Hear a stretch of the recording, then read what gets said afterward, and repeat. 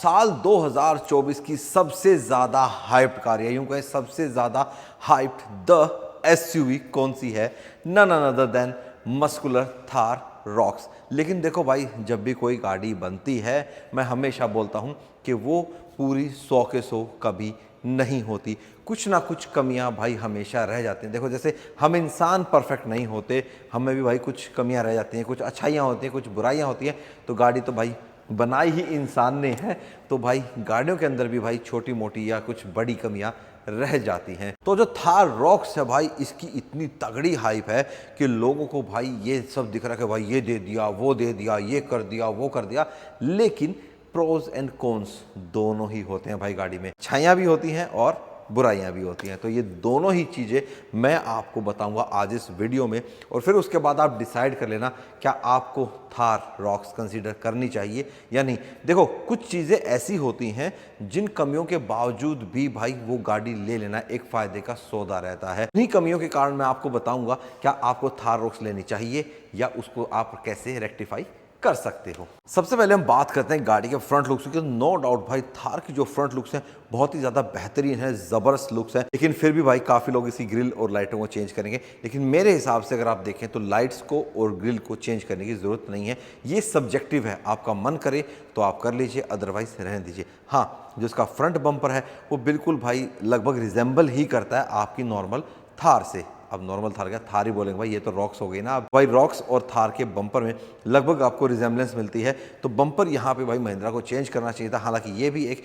Subjective party रहता है। उसके अलावा भाई आपको फॉग लैंप्स में एलईडी दी गई है जो बहुत अच्छी चीज़ है। फ्रंट पार्किंग सेंसर्स भी आपको मिलते हैं, ये भी एक बहुत अच्छी चीज़ है। डीआरएल्स कितने प्यारे लग रहे हैं ना, सी टाइप ज़बरदस्त लग रहे हैं। तो फ्रंट में तो भाई यही चीज़ है, इसमें कोई भाई ऐसी खास कमी नहीं है कि इसके कारण आप गाड़ी को छोड़ें। अब आ जाते हैं साइड लुक पे। तो साइड लुक में भाई सबसे ज़्यादा जो इसकी कमी बताई जा रही है वो बताई जा रही है भाई इसका जो ये सी पिलर, ये वाला जो पार्ट आप देख रहे हो ना, महिंद्रा ने क्यों इसको ऐसा किया, क्यों इसको भाई नॉर्मल गाड़ी की जैसे ही सीधा क्यों नहीं रखा। आपने देखा होगा स्पाई शॉट्स में जब कैमोफ्लैग में चलती थी तो महिंद्रा ने ना यहाँ पे कुछ पार्ट लगा रखा था, प्लास्टिक गत्ता लगा रखा था ताकि ये पता ना लगे कि महिंद्रा ने भाई यहाँ पे सीधा सीधा भाई जो क्वार्टर ग्लास है उसको कट कर दिया है। तो हालांकि यहाँ पे भाई बॉडी स्ट्रक्चर है पर वो सीधा हो भी सकता था। आप इसको भाई दो सिचुएशंस में रेक्टिफाई कर सकते हो। एक कि जो ये वाला पार्ट है, ये देख रहे हो आप, मतलब ये दरवाजे से ऊपर ऊपर वाला, इस वाले पार्ट को यहाँ से इतना सेम आप इसको इसी कलर में पेंट करा दें भाई, बहुत ही बेहतरीन लगेगी, ज़बरदस्त लगेगी। और जो ये आपको खल रहा है ना, ये आपको खलेगा नहीं। इमेजिन करके देखो भाई, यहाँ पे ना पार्ट अगर हम सेम वैसा कर देंगे तो बिल्कुल भाई ये रेंगुलर लगेगी। हाँ, जो आप कह रहे हो कि भाई ये 9 सीटर बोलेरो लगती है, तो भाई वीडियोस में वैसे आपको लग रही होगी, लेकिन अगर आप रियलिटी में इस गाड़ी को देखेंगे तो नहीं लगती। ये वाला पार्ट ज़रूर भाई अजीब लगता है, पता नहीं महिंद्रा ने क्या सोच के भाई यहाँ तक किया। और यहाँ पर आप देख रहे होगे ये पेंट ही है, पूरी गाड़ी मेटल की ही है। और यहाँ पे देखो पेंट में थोड़ा सा गड़बड़ है ना। गड़बड़ तो क्या है, जो ये मास्किंग होती है भाई मास्किंग से किया जाता है, ऐसे तो होता नहीं है। तो ये चीज़ है। या फिर आप ये कर सकते हो, अगर आपको ये चीज़ समझ में नहीं आई, पूरी जो छत है जिस कलर की आप गाड़ी ले रहे हो उसी कलर में अपनी आप छत को भी आप पेंट करवा सकते हो। लास्ट में हम आते हैं, उसके अलावा अगर हम रियर में आए तो रियर का भी भाई ये थोड़ा सब्जेक्टिव सा है। मुझे ये प्लास्टिक है एक तो वैसे तो ठीक है, और ये भाई डिज़ाइन समझ में नहीं आया। जो थार है हमारी उसका डिज़ाइन भाई काफ़ी बेहतर है। ये पता नहीं क्यों ऐसे डिज़ाइन दे दिया, इसको सीधा ऐसे ही कर देते तो ज़्यादा बेहतर लगता। कमेंट बॉक्स में बताना वाला डिज़ाइन अच्छा लग रहा है या वो बंद वाला आता तो वो ज़्यादा बेहतर रहता। बाकी बात करें गाड़ी के अप्रोच एंगल और डिपार्चर एंगल की, तो भाई काफ़ी लोगों ने कहा कि इसका अप्रोच एंगल डिपार्चर एंगल काफ़ी ख़राब है। तो इतना नहीं है भाई, ये आप देख सकते हो, ठीक है। तो ऐसा नहीं है कि बिल्कुल ही गाड़ी को, हाँ स्कॉर्पियन है उसका ज़रूर अप्रोच और डिपार्चर एंगल है कि वो टच हो जाती है। उसके अलावा एक और कमी करी है भाई महिंद्रा ने कि वहाँ तो बॉडी कलर डोर हैंडल दिया है, यहाँ पे भाई बॉडी कलर डोर हैंडल नहीं दिया। काफ़ी लोगों को ये भाई चाबी खलती है कई गाड़ियों में, लेकिन थार के अंदर कोई नहीं बोलता। क्यों? क्योंकि भाई रफ टफ गाड़ी है, कौन बोलेगा, ठीक है भाई ऐसे ही होता है। उसके अलावा जो ORVMs हैं वो भाई चेंज करने चाहिए थे यहाँ पे, हालांकि ये भी भाई सब्जेक्टिव है, ठीक लग रहा है। सेम थार जैसी ही दिख रही है। फ्रंट लुक्स में अगर आप देखेंगे तो मोर और लेस भाई ये लगभग थार जैसी ही दिखती है, बट ऑब्वियसली बात है भाई, है तो थार का ही डीएनए निकल के वहाँ से आई है। एक चीज़ और यहाँ पे कमी करी है महिंद्रा ने कि ये जो व्हील आर्च है इसको पता नहीं क्यों यहाँ से कट कर दिया, इसको कंप्लीट क्यों नहीं किया। मानते हैं कि ये मड फ्लैप के लिए छोड़ रखा है इस तरीके से, लेकिन भाई किसी ने मड फ्लैप ना लगवाने हो तो मैं पसंद नहीं करता, तो ये कट ऐसे नहीं देना चाहिए था, इसको पूरा कंप्लीट कर देना चाहिए था ताकि ये उसके साथ मर्ज हो जाए। सेम यही गलती यहाँ पे भी कर रखी है। मे बी फ्यूचर में इस प्लास्टिक वाले पार्ट को चेंज करके महिंद्रा इसको इसके साथ क्लब कर दे तो ये काफ़ी अच्छा लगेगा। जैसे आप ये देख रहे हो ना, रियर में ऐसे आया और बम्पर में मर्ज हो गया, ऐसे ही आपका फ्रंट में, तो ये होना चाहिए था। उसके अलावा साइड फुटस्टेप का डिज़ाइन बहुत प्यारा है, बहुत बढ़िया, और छोटा नहीं है, काफ़ी बड़ा है, आप आराम से गाड़ी के अंदर इन एंड आउट हो सकते हैं। बाकी गाड़ी का जो व्हील बेस है वो आपका स्कॉर्पियन से ज़्यादा 2850 mm का व्हील बेस है। उसके बावजूद भाई आपको जो ग्राउंड क्लियरेंस है वो देखो कितनी बेहतरीन मिलती है, तो ऑफ रोडिंग में भाई आपको दिक्कत नहीं आने वाली।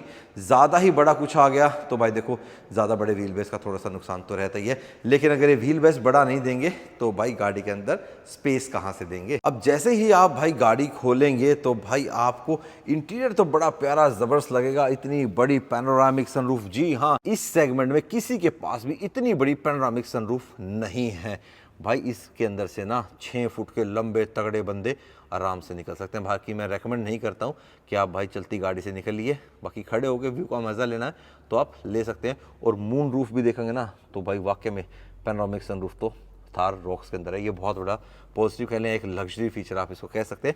बाकी मेरी नज़र में तो भाई हाईली डिजायरलेस फीचर होता है, मैं हमेशा से ही बोलता हूँ। और बात करें भाई इसके प्यारे इंटीरियर की तो भाई 4x4 ऑफ रोड व्हीकल के अंदर कौन भाई ऐसे सीट कवर्स देता है भाई। पैकेज ले लो अपना, बता रहा हूँ मैं सच में, पैकेज ले लो भाई अपना ड्रैकलिन वाले से, क्योंकि जितनी बार ऑफ रोडिंग करके आओगे भाई आपको भाई ड्रैकलिन करवानी पड़ेंगी, ये सीट कवर्स डेफिनेटली करानी पड़ेंगी। और कोई यार दोस्त गंदे हाथ से या बस ऐसे ही आपकी गाड़ी के अंदर चढ़ के बैठ गया, गाड़ी में बैठने से पहले आपकी हो जाएगी उससे लड़ाई। सच में, क्यों आप बोलोगे भाई हाथ धो के बैठ, नहीं तो मेरी गाड़ी की सीट गंदी हो जाएगी, मेरी गाड़ी का इंटीरियर ख़राब हो जाएगा, तो भाई ये भी लड़ाई का एक कारण बनेगा, ये जो हमारा गाड़ी का इंटीरियर है। उसके अलावा भाई गाड़ी में चलोगे तो पानी की बोतल भी तो चाहिए ना रखने के लिए, कहाँ रखोगे। इसके अंदर भाई आपकी 1 लीटर की पानी की बोतल नहीं आ सकती, सिर्फ आपकी आधा लीटर की ही बोतल आएगी। और सिर्फ ये इस दरवाजे का हाल नहीं है, ये आपके चारों दरवाज़ों का हाल है। तो ये देख लो भाई, पानी की बोतल नहीं आने वाली, और पीछे तो आएगी ही नहीं। पीछे तो जो छोटी सी आती है ना 10 रुपये वाली, 8 रुपये वाली, वो बोतल मुश्किल से पिचका के डालनी पड़ेगी। अब गाड़ी के बूट में आ जाते हैं तो भाई अच्छा खासा बड़ा बूट स्पेस आपको मिलता है। 5 बंदे ट्रैवलिंग पे निकलेंगे तो भाई उनका भाई साहब कितने दिन के लिए निकल जाओ, भरपूर लगेज आपका इसके अंदर आ जाएगा। म्यूज़िक सिस्टम की बात करें तो भाई बढ़िया हारमन कार्डन का आपको म्यूज़िक सिस्टम दिया गया है। यहाँ पे आपको स्पीकर्स, ट्विटर्स, बढ़िया भाई सब वूफर सब कुछ मिलेगा। 12 वोल्ट भी भाई आपको यहाँ पे रियर में मिलेगा। ये बहुत बड़ा मिस है महिंद्रा, प्लीज़ आप इसको फ्रंट में भी दिया करें। क्या मिलता है ऐसी छोटी छोटी कमियां करके आपको गाड़ी के अंदर है। एक 12 वोल्ट है, कितनी की एक्सेसरी है ये, 400 साढ़े 400 रुपये का, और आप कंपनी से लगा के देंगे तो आपको तो इतनी कॉस्ट भी नहीं आएगी भाई।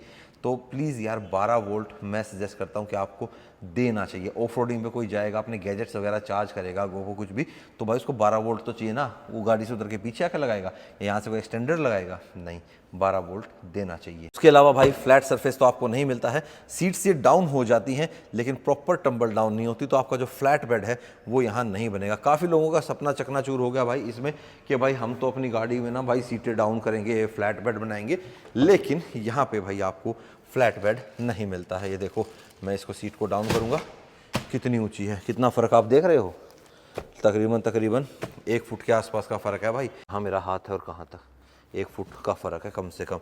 कितना यहाँ पे रख के उसके लेवल करोगे, तो फ्लैट होता तो अच्छा लगता, या यहाँ से एक और पुल होके आगे टम्बल हो जाती तो और ज़्यादा बेहतर होता। ओवरऑल आप गाड़ी की फिट फिनिश की बात करेंगे तो इसमें भाई महिंद्रा को भाई 10 में से 9 तो मैं दूंगा ही दूंगा भाई।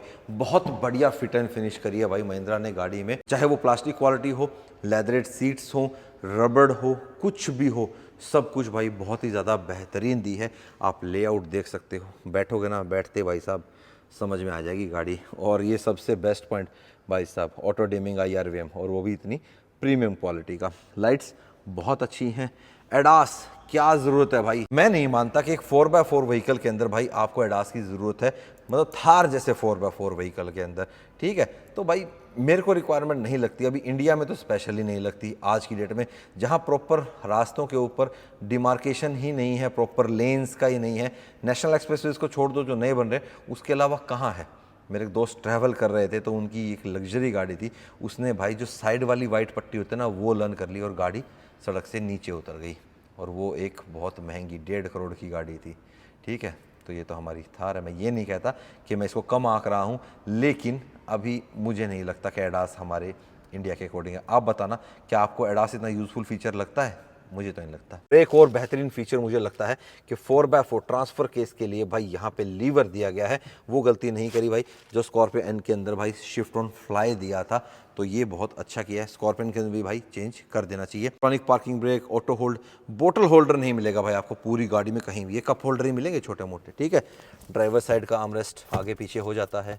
ठीक है भाई, एन से ज़्यादा स्पेस है, ये चीज़ें अच्छी हैं, प्रैक्टिकली किया है। इवन आपका ग्लव बॉक्स भी भाई आपको सॉफ्ट क्लोज के साथ बड़ा मिलता है, आपका कूल्ड ग्लव बॉक्स मिलता है।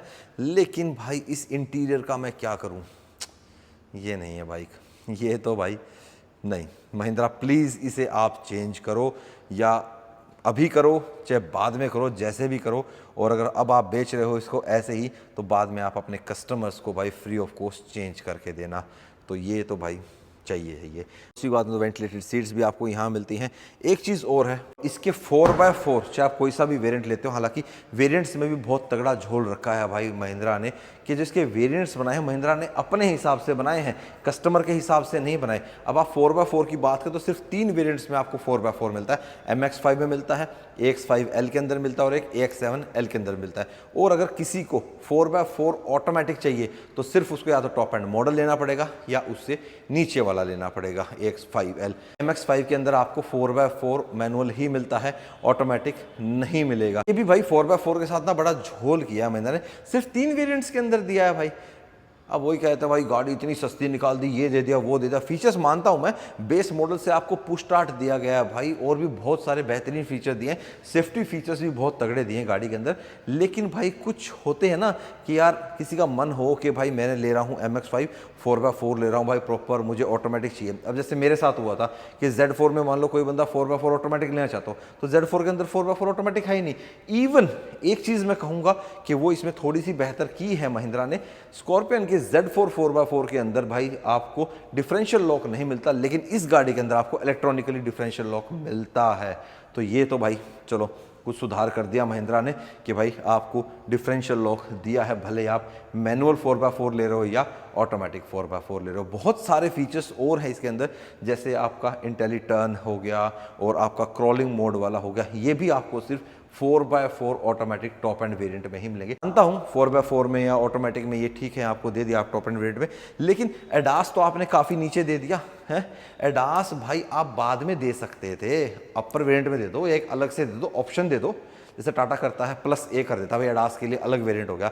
अब थार जैसी गाड़ी हमें था ना, एडास का कोई सेंस नहीं बनती। ठीक है, तो भाई 4x4 ज़्यादा मायने रखता है।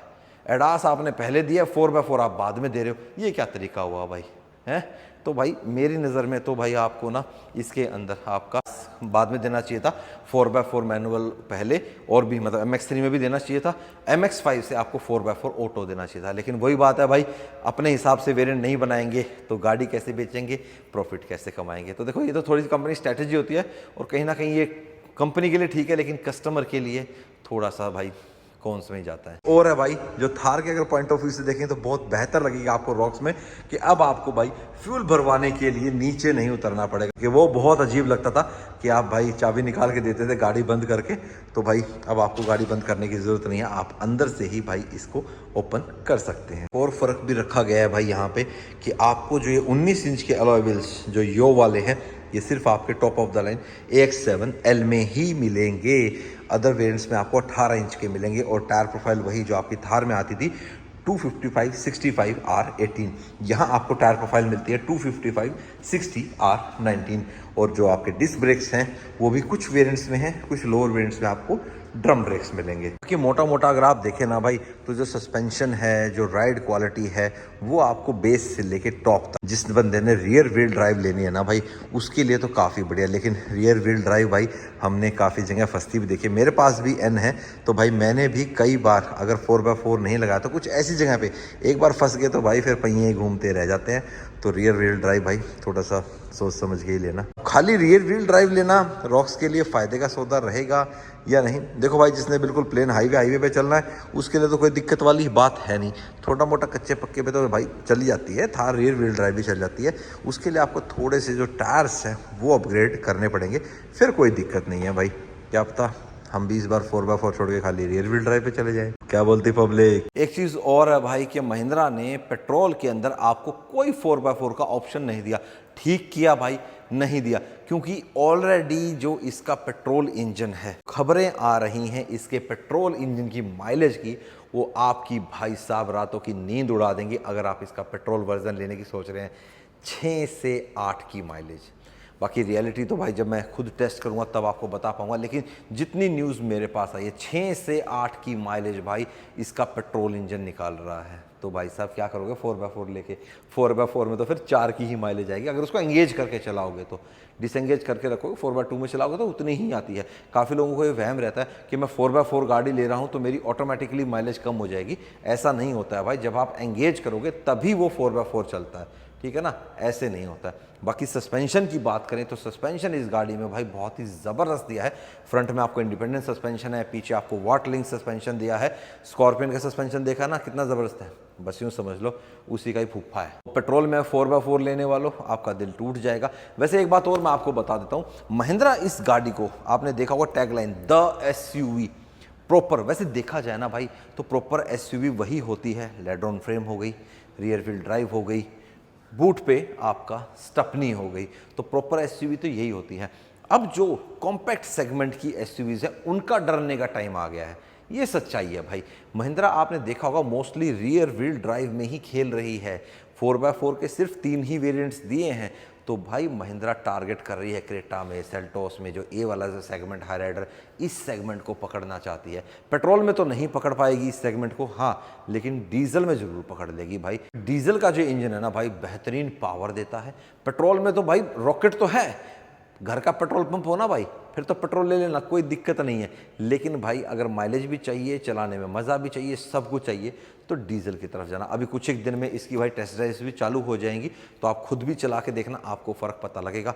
पावर बहुत ज़बरदस्त है गाड़ी में। ऑटोमेटिक लोगे ना, चाहे मैनुअल ले लेना, मैनुअल में थोड़े पावर फिगर्स फ़र्क है। जो इसका कंप्लीट रिव्यू किया था उसमें मैंने सारे फिगर्स आपको बता रखे हैं, तो एक बार उसको चेकआउट कर लेना। अब आपको नेक्स्ट मिलेगा इसका ड्राइव व्यू, उसमें हम चेक करेंगे कैसी चलती है, कैसा सस्पेंशन है, बॉडी रोल कैसा है गाड़ी के अंदर, क्या माइलेज देती है, सब कुछ। ये सारे पैरामीटर्स हम गाड़ी के चेक करेंगे। स्टेबिलिटी कैसी है, सिटी में चलाने के लिए कैसी है, स्टीयरिंग का रिस्पांस कैसा है। हालांकि थोड़ी सी मैंने चलाई है, स्टीयरिंग का रिस्पांस तो सेम वैसा ही है जैसा आपका स्कॉर्पियो एन का रहता है। तो ये थे भाई थोड़े से प्रोज एंड कॉन्स भाई थार रॉक्स के। एक ये एंटीना भी बदल देते भाई, पावर एंटीना दोबारा से देना स्टार्ट कर देना चाहिए। क्या कहना है आपका, देना चाहिए ना? पावर एंटीना पहले की गाड़ियों में होता था, क्या नहीं? बताना कमेंट बॉक्स में, और किन किन गाड़ियों के अंदर भाई पावर एंटीना आता था। तो इस एंटीना को थोड़ा सा चेंज करना चाहिए था, इसको यहाँ तक थोड़ा सा इसकी बॉडी तक पहुँचा देते ना तो बेहतर लगता। बाकी भाई उसके अलावा आप बताना आपको क्या लगे इस गाड़ी के प्रोज एंड कॉन्स के। भाई विक्रम भाई ये वाला भी एक थोड़ा सा भाई इसके अंदर प्रोज है, और ग्रैब हैंडल्स बहुत अच्छी पोजीशन पे दिए गए भाई, ये पकड़ के। और एक चीज़ और है कि जो ये दरवाज़ा जो है ये 90 डिग्री पे तो खुलता है, लेकिन जो इसका इन एंड आउट है उसमें थोड़ी सी तकलीफ हो सकती है। मुझे कोई तकलीफ नहीं है, मैं तो आराम से ये पैर रखा, ये ग्रैब हैंडल पकड़ा, आराम से बैठ गया। और उतरने के टाइम पे थोड़ा सा जो फुट स्टेप है वो छोटा पड़ता है भाई। चढ़ने के टाइम पे कोई दिक्कत नहीं, उतरने के टाइम पे है। तो कुछ प्रैक्टिकल फीचर्स की कमी है, जैसे जिमनी की बात करें, हालांकि जिमनी का और इसका कोई कंपैरिजन नहीं है, उसमें भी बोतल होल्डर्स की कमी है, तो महिंद्रा ने यहाँ भी कमी रख दी। आप इसको as a family SUV target कर रहे हो और बोतल होल्डर्स नहीं दे रहे हो यार, हैं? छोटे छोटे इत्तू इत्तू से दे दिए, क्या सेंस बनती है?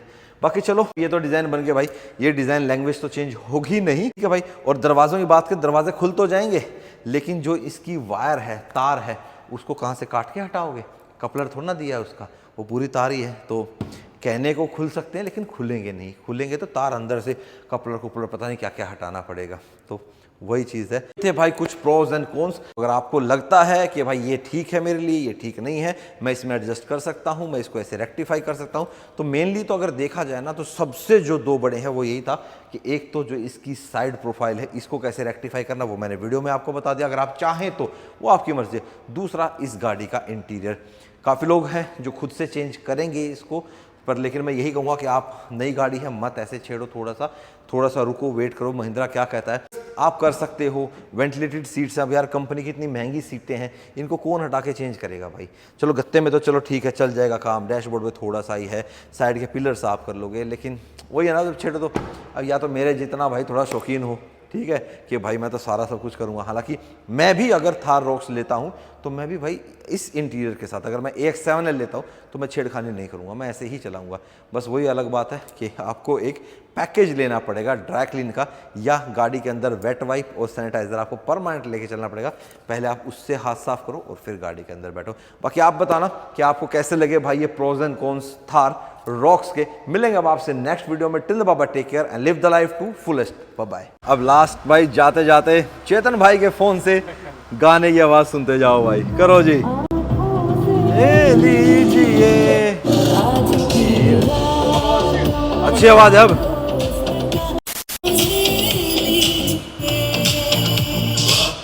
चांद की कुर्बानी ले ले दिल भर जानी, तबाही पक्की है आग तू मैं पानी।